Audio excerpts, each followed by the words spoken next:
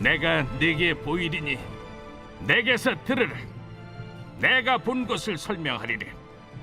이는 곧 지혜로운 자들이 전하여 준 것이니 그들의 조상에게서 숨기지 아니하였느니라. 이 땅은 그들에게만 주셨으므로 외인은 그들 중에 왕래하지 못하였느니라. 그 말에 이르기를 악인은 그의 일평생에 고통을 당하며 포악자의 횟수는 정해졌으므로 그의 귀에는 무서운 소리가 들리고 그가 평안할 때 멸망시키는 자가 그에게 이르리니 그가 어두운 데서 나오기를 바라지 못하고 칼날이 숨어서 기다리느니라. 그는 헤매며 음식을 구하여 이르기를 어디 있느냐 하며 흑암의 날이 가까운 줄을 스스로 아느니라. 환난과 역경이 그를 두렵게 하며 싸움을 준비한 왕처럼 그를 쳐서 이기리라. 이는 그의 손을 들어 하나님을 대적하며 교만하여 전능자에게 힘을 과시하였음이니라. 그는 목을 세우고 방패를 들고 하나님께 달려드니 그의 얼굴에는 살이 찌고 허리에는 기름이 엉기었고 그는 황폐한 성읍, 사람이 살지 아니하는 집, 돌무더기가 될 곳에 거주하였음이니라. 그는 부유하지 못하고 재산이 보존되지 못하고 그의 소유가 땅에서 증식되지 못할 것이라. 어두운 곳을 떠나지 못하리니 불꽃이 그의 가지를 말릴 것이라. 하나님의 입김으로 그가 불려가리라. 그가 스스로 속아 허무한 것을 믿지 아니할 것은 허무한 것이 그의 보응이 될 것임이라. 그의 날이 이르기 전에 그 일이 이루어질 것인즉 그의 가지가 푸르지 못하리니 포도 열매가 있기 전에 떨어짐 같고 감람꽃이 곧 떨어짐 같으리라.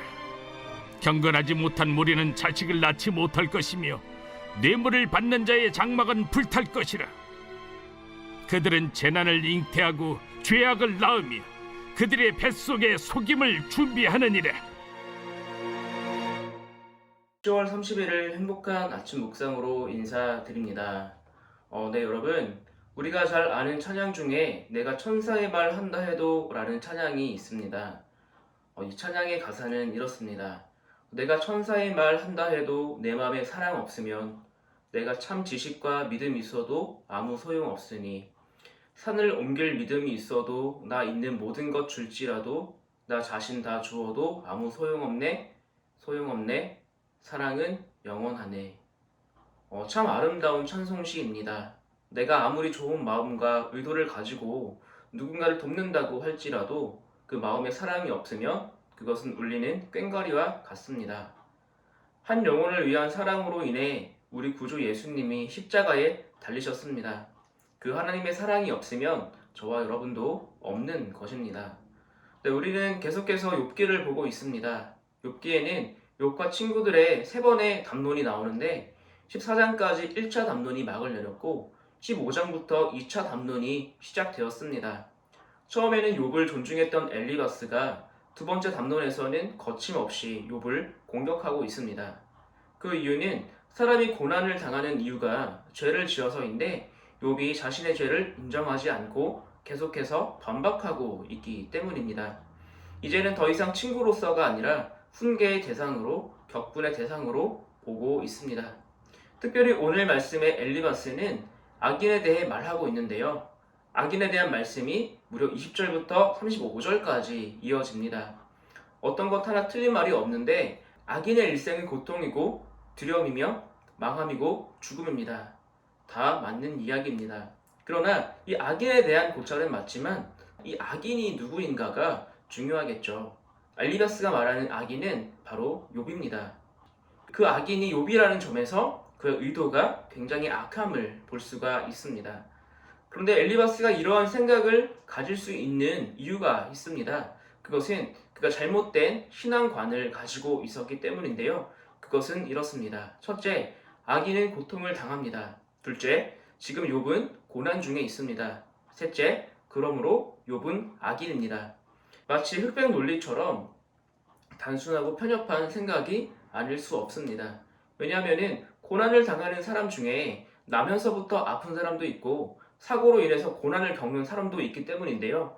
그들이 죄를 지어서 그렇게 된 것이 아니기 때문입니다. 이렇듯이 잘못된 신앙관을 가지고 자신의 생각을 전개하다 보니까 서로 대화가 되지 않고 정죄와 비난이 오가는 논쟁이 될 수밖에 없는 것입니다. 더구나 오늘 말씀 가운데 엘리바스의 안타까운 모습도 발견이 되는데요. 그것은 자신의 잘못된 추론을 정당화시킬 근거를 제시하고 있는데 그것이 참 억지스럽기 때문입니다. 제가 17절부터 19절까지 읽어보겠습니다. 내가 내게 보이리니 내게서 들으라.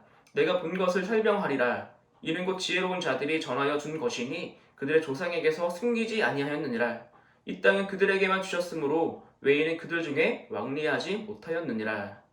지금 엘리바스가 하는 말이 무엇입니까? 자신이 하는 이야기는 욥이 무시할 수 없는 선조들로부터 온 지혜라는 것입니다. 엘리바스는 대만 출신의 사람인데요. 그 당시 대만은 에돔의 중심지로서 지혜자들이 참 많았던 지역이었습니다. 그리고 이런 지혜가 계속 전수되는 지역이었던 것이죠. 그렇기 때문에 엘리바스는 출신에 대한 자부심이 많았고 전해 내려오는 지혜를 맹신하고 있었던 것입니다. 더구나 19절에 외인은 그들 중에 왕래하지 못했다라는 말은 이 지혜는 외부로부터 더럽혀지지 않은 깨끗하고 순수한 지혜라는 것들을 강조하는 것입니다. 여러분, 우리에게 지혜가 굉장히 중요합니다. 더구나 우리 삶 가운데 선조들로부터 내려온 지혜로 우리가 이해할 수 없는 일들을 해결할 때가 있습니다. 그러나 그 지혜가 아무리 중요하다고 해도 완전하지는 않죠. 그것도 하나님과 욥과의 관계를 이해할 수 없을 정도로 말입니다. 어떤 인간이 하나님의 마음을 알 수 있겠습니까? 하나님이 욥에게 행하신 일을 설명할 수 있겠습니까? 이 땅에 어떤 지혜가 하나님에 대해서 설명할 수 있을까요? 불가능합니다. 하나님께서 직접 말씀해 주시지 않는 이상 욥의 고난을 그 누구도 정의할 수 없는 것입니다. 그런데 엘리바스는 지금 하나님 자리에 올라가 욥을 판단하고 정죄하고 있는 것이죠. 우리가 오늘 말씀을 보면서 엘리바스의 오류를 발견하였습니다. 그러나 이 엘리바스의 오류가 우리와는 무관할까요? 저는 무관하지 않다고 생각합니다. 우리도 엘리바스와 같은 상황에 처해 있다면 그럴 수 있기 때문이에요. 나는 분명히 좋은 의도로 말을 했지만 상대가 자꾸 내 말을 무시합니다. 나를 존중하지 않아요. 이럴 때 여러분 마음이 어떠십니까? 엘리바스와 똑같이 화가 나지 않으시겠습니까? 격분하지 않겠습니까? 이 모습이 우리의 모습과 별반 다르지 않습니다. 그렇기 때문에 이 모습을 벗어나야 하는데 그렇다면 우리가 어떻게 이 모습에서 벗어날 수 있을까요? 그것은 이 땅의 지혜가 아니라 하나님의 지혜를 받고 사는 것입니다. 이 하나님의 지혜는 무엇입니까? 바로 예수 그리스도의 나심과 구원의 역사를 기록하고 있는 성경 말씀입니다. 그리고 예수님께서는 성경 말씀을 통해 우리에게 두 가지 큰 계명을 말씀해 주셨습니다. 그것은 바로 사랑입니다. 첫째는 내 마음을 다하고 목숨을 다하고 뜻을 다하여 주 너희 하나님을 사랑하라는 것이고 둘째는 내 이웃을 내 자신과 같이 사랑하는 것입니다. 우리가 이 사랑 없이 누군가를 대하면 하나님께 죄를 짓는 것이고 엘리바스가 말하는 악인, 하나님을 사랑하지 않고 이웃을 사랑하지 않는 계명을 지키지 않는 사람이 되는 것이죠.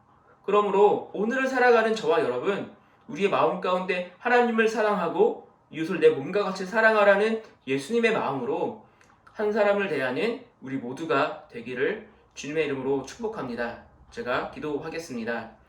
사랑해 주님 감사합니다. 아버지 하나님, 오늘 엘리바스와 욥의 대화 가운데서 엘리바스의 그 마음의 완악함을 발견합니다.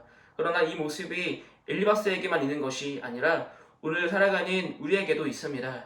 우리가 말할 때 화가 나는 일들, 속상한 일들 가운데 상대방을 향하여 정죄하는 마음이 있습니다. 이것들을 주님께 회개하오니 주님께서 용서하여 주시고 예수께서 주신 귀한 계명인 사랑을 소유하며 살아가는 그런 믿음을 우리에게 허락하여 주시옵소서. 감사드리며 예수님의 이름으로 기도합니다. 아멘.